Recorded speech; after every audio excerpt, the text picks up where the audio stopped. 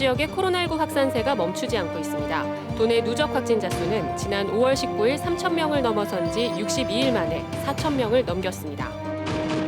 거리두기 4단계를 실시하는 강릉시는 방역 강화와 모임 제한 등으로 확산세를 늦추는 데 집중하고 있습니다. 정부의 석탄산업 합리화 조치 이후 탄광들이 줄지어 문을 닫으면서 폐광 지역 경제는 침체 일로를 걸었습니다. 한중대학교 부동산 헐값 매각 의혹에는 퇴직한 학교 재산관리인이 관여했다는 주장이 제기되고 있습니다. 안녕하십니까. 뉴스데스크 강원입니다. 강릉 지역 코로나19 확진자가 엿새째 두 자릿수로 발생하고 있습니다. 강릉시 보건당국에 따르면 오늘 14명의 확진자가 나왔는데 20대가 6명으로 가장 많았습니다. 지역 내 확진자 접촉은 8명이고 6명은 감염 경로를 조사하고 있습니다. 양양군에서는 고등학생과 부모, 지인 등 5명이 추가 확진됐고 속초에서는 타 지역 거주자 1명과 지역 거주민 4명 등 추가 확진자 5명이 발생했습니다. 이 밖에 원주 4명, 홍천 3명, 동해와 평창 2명, 태백과 춘천 1명 등 오늘 도내에서는 37명의 확진자가 나왔습니다.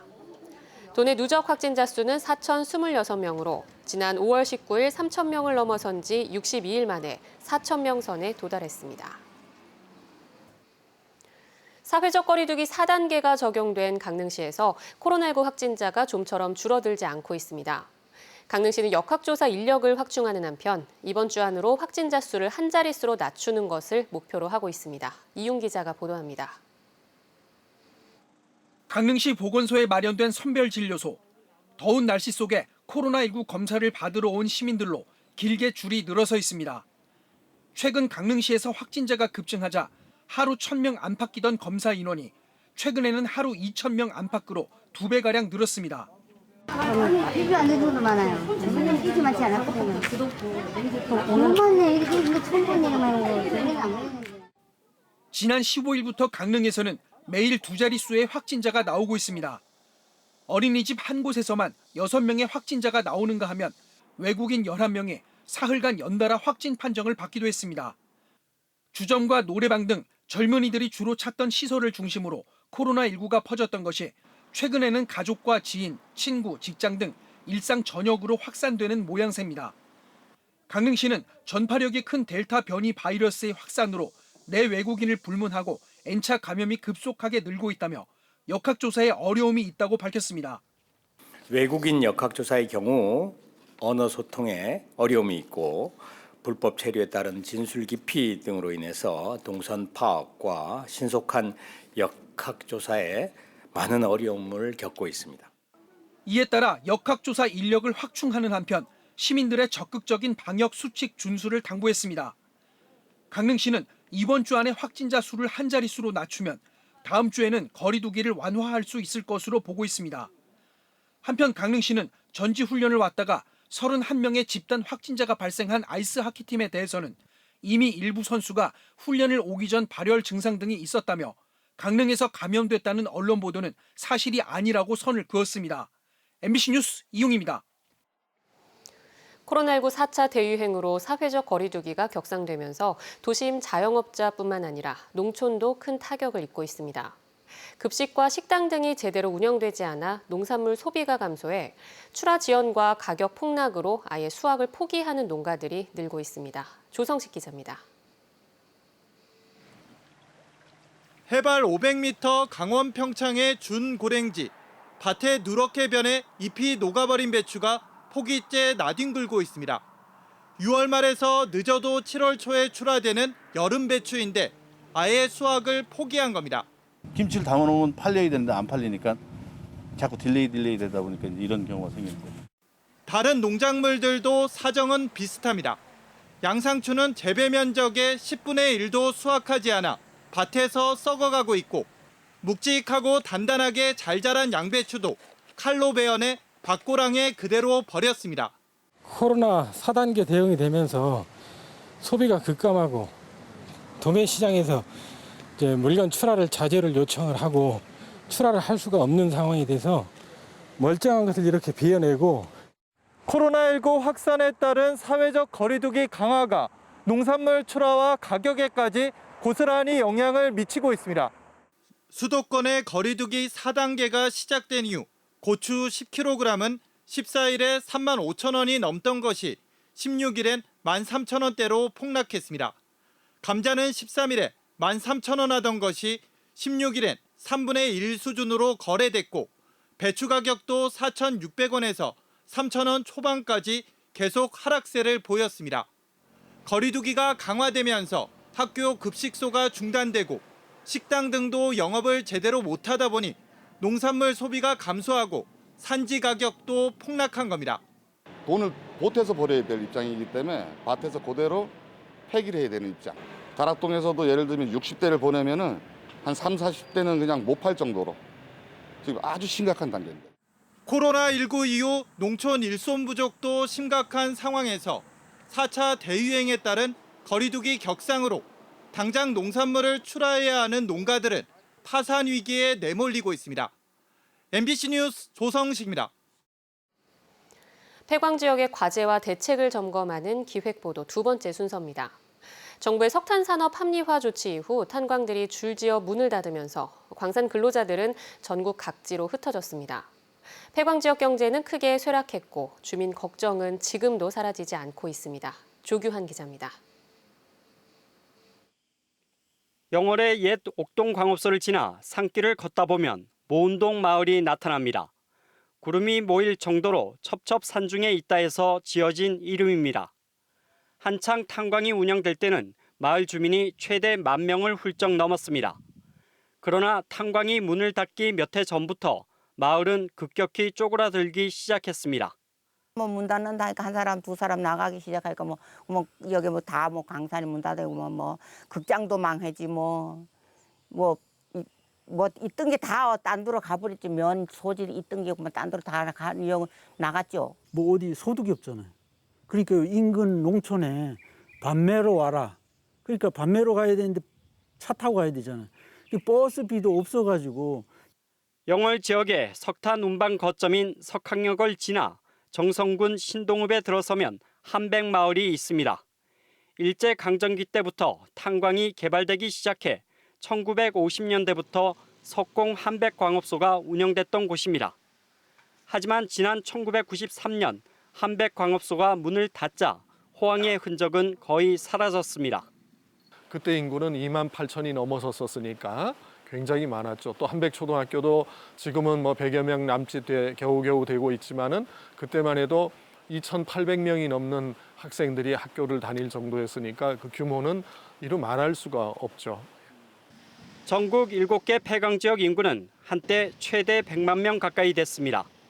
그러나 석탄산업 합리화 조치가 이뤄지면서 인구가 급격히 줄어 지난해까지 절반 밑으로 뚝 떨어졌습니다.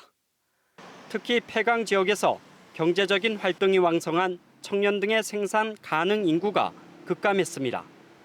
또 임신 가능한 여성 인구는 고령 인구의 절반도 되지 않아 지방 소멸 위험 단계에 이미 진입했습니다. 폐광 지역은 그런 도시 환경보다는 일자리가 가장 중요한 것 같아요. 그러니까 일자리가 없으니까 그 사람들이 아무리 교육 환경이 좋다고 해도 떠날 수밖에 없는 상황이잖아요. 이렇다 보니 폐광 지역 재정 자립도는 전국 평균에 크게 못 미치고 지역 내 총 생산도 상대적으로 많이 낮습니다. 뚜렷한 준비와 대책 없이 지역 경제를 떠받치던 탄광들이 빠르게 문을 닫은 탓에 폐광 지역은 아직도 침체의 터널에서 빠져나오지 못하고 있습니다. MBC 뉴스 조규환입니다. 얼마 전 보도한 한중대학교 부동산 헐값 매각 의혹에 퇴직한 학교 재산관리인이 관여했다는 주장이 제기됐습니다. 이 관리인은 대학교 폐교 후에도 일정 기간 업무를 계속 수행했고 특정 부동산 거래에는 매수자와 함께 동행했던 것으로 확인됐습니다. 김영호 기자입니다. 동해시 어달 해변에 있는 5층짜리 모텔입니다. 토지 면적 500제곱미터, 건물 전체 면적은 1,200제곱미터로 현 시세로 토지 가격만 10억 원에 달합니다. 건물까지 포함해 감정가는 20억 원으로 추산되는데 지난해 5월 9억 5천만 원에 수의계약으로 팔렸습니다. 4년째 모텔을 운영 중인 임차인은 한중대의 전 재산관리인이 주도해 헐값에 매각했다고 주장하고 있습니다. 전 재산관리인이 감정평가사를 불렀고 매수자와 전 재산관리인이 함께 찾아오기도 했다는 겁니다. 매입을 하고 나서도 감정평가를 또 한 2번 더 왔었어요. 그게 전화 와갖고 하는 얘기가 서울에 자기 광희재단 오피스텔이 2억, 지금 현재는 2억 정도에 넘겨줄 수 있는데 그거 넘겨줄 테니까 빠져달라. 그렇게 얘기를 하더라고. 지난해 모텔이 팔리고 나자 한 2달 만에 13억 원의 모텔이 매물로 나왔고 올해는 15억 원으로 호가가 뛰었습니다. 임차인은 이런 부동산 투기에 한중대 전 재산관리인이 깊게 관여돼 있다고 말했습니다. 건물주가 이거를 팔라고 내놨어요. 그게 누가 내놨나니까 라는 얘기예요. 등기상으로는 돼 있지만 나는 라고 생각합니다. 한중대 재단 측의 이런 부동산 처분 움직임은 2, 3년 전부터 시작됐습니다. 2018년 학교가 폐교되면서 대부분 교수와 직원들이 퇴직을 했는데도 전 재산관리인은 1, 2년 동안 재산 처분 업무에 관여하며 회의까지 주도했던 것으로 알려졌습니다. 승계형으로 할 경우에 임차인들한테 좀 우선적으로 내가 할 수 있는 방안을 좀 강구해달라. 그런 역할을 좀 해준 거지 사실. 그럼 학교에 모의할 때도 시가 이렇게 좀 해준 거죠. 해당 재산관리인은 폐교 후에 잠시 업무를 도와준 건 맞지만 부동산 거래에 직접 관여하지는 않았다고 해명했습니다. MBC 뉴스 김영호입니다. 배달 수수료가 없는 강원도형 배달 애플리케이션 일단 시켜 서비스가 확대되고 있습니다. 도내 9개 시군에서 이용 가능하고 연말이면 전체 시군으로 확대될 예정인데 실제 이용 실적은 저조해서 대책 마련이 필요한 상황입니다. 권기만 기자가 취재했습니다. 강원도형 배달앱 일단 시켜를 원주와 횡성, 영월에서도 이용할 수 있게 됐습니다. 스마트폰으로 어플리케이션을 다운받아 누구나 편리하게 이용할 수 있습니다. 전국 단위 민간 배달앱을 이용하면 주문 금액의 10에서 20%에 육박하는 배달 수수료, 결제 수수료 등을 업주가 부담해야 하는데 일단 시켜는 이런 수수료뿐만 아니라 입점비, 광고비 부담도 없습니다. 그동안 배달앱 같은 경우는 상당히 수수료도 비싸서 쓰지는 못하고 있었는데 이번에 일단 시켜 오픈을 통해서 중개 수수료, 그다음에 광고 수수료, 입점 수수료가 전혀 없기 때문에 저희 상인들이 부담 없이 쓸 수 있을 것 같습니다. 강원 상품권은 물론 원주사랑 상품권 같은 지역 화폐로도 결제가 가능합니다. 상품권을 선 결제하면 소비자는 최대 10% 할인된 가격에 주문이 가능합니다. 작년 12월 정선 속초를 시작으로 현재 9개 시군에서 서비스가 가능하고 연말이면 도내 모든 시군으로 확대될 전망입니다. 도입된 지 8개월째 접어들고 있지만 이용 실적은 매우 저조한 실정입니다. 현재 가맹점은 2,500여 개, 가입자는 3만 8천 명인데 누적 주문 수는 3만 6천 건에 불과합니다. 1인당 사용 건수가 한 건이 채 안 되는 겁니다. 일단 시켜와 비슷한 시기에 시작한 원주 지역 민간 배달앱의 경우 가입자 수는 비슷하지만 한 달치 주문 수가 3만 건을 넘는 점을 감안하면 매우 초라한 수준입니다. 강원도는 일단 시켜의 활성화를 위해 홍보와 소비자 판촉 행사를 확대해 나간다는 계획입니다.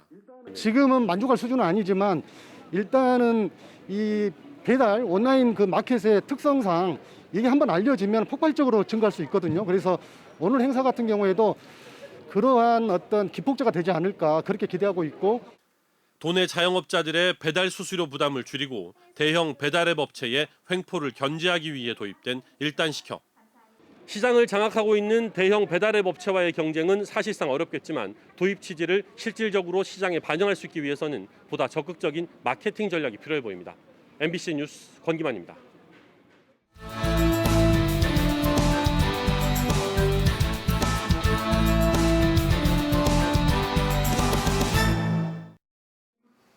강원도는 계속된 폭염에 온열 질환이 늘어날 것에 대비해 물 자주 마시기, 더운 시간대 휴식하기 등 건강 수칙을 준수해 줄 것을 당부했습니다.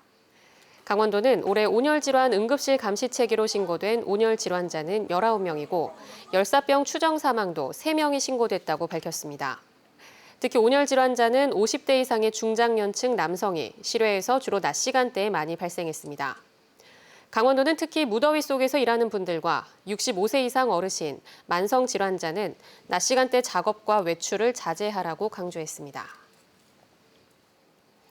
여름방학에 접어들면서 학원과 교습소 종사자들에게 강도 높은 코로나19 진단검사 행정명령이 내려졌습니다. 강원도는 오늘부터 다음 달 31일까지 43일 동안 도내 모든 학원과 교습소, 개인 과외 교습자에게 진단검사 행정명령을 내렸습니다. 특히 사설 교습으로 인한 감염이 잇따르자 행정명령 기간 중 2주에 한 번씩 주기적으로 검사를 받고 백신 1차 접종 예정자도 검사받을 것을 당부했습니다. 강원도가 내일부터 8월 18일까지 전국 대형마트 1,229곳에서 강원도 농특산물 기획특판 행사를 엽니다. 이번 기획특판전은 서원 유통을 시작으로 농협 하나로마트와 이마트, 홈플러스, 롯데마트에서 29일간 강원도 신선 농산물 67억 원어치를 판매하기 위해 마련됐습니다. 행사 기간 각 판매장에서는 강원도 대표 품목인 고랭지 배추와 파프리카, 배추와 오이, 토마토와 복숭아 등을 할인된 가격에 구매할 수 있습니다. 원주의 한 여자 고등학교에서 복장 검사를 한다며 교사가 학생의 치마를 들춘 게 확인되면서 비슷한 일이 일선 학교에서 벌어지는지 도교육청이 일제 점검에 나섭니다. 강원도 교육청은 지난 14일 원주 A여고 교사들이 교복 불시 검사를 진행했고 한 교사가 의자 위에 올라선 학생의 치마와 상의를 허락 없이 들춘 사실을 확인했다고 밝혔습니다. 논란이 커지자 학교 교장과 교사 등이 해당 학급 학생들에게 사과했고 교육청은 도내 637개 학교의 생활 규정을 전수검사해 반인권적인 생활 지도가 이루어지지 않도록 할 계획입니다. 강원 뉴스 마칩니다. 시청해주신 여러분 고맙습니다.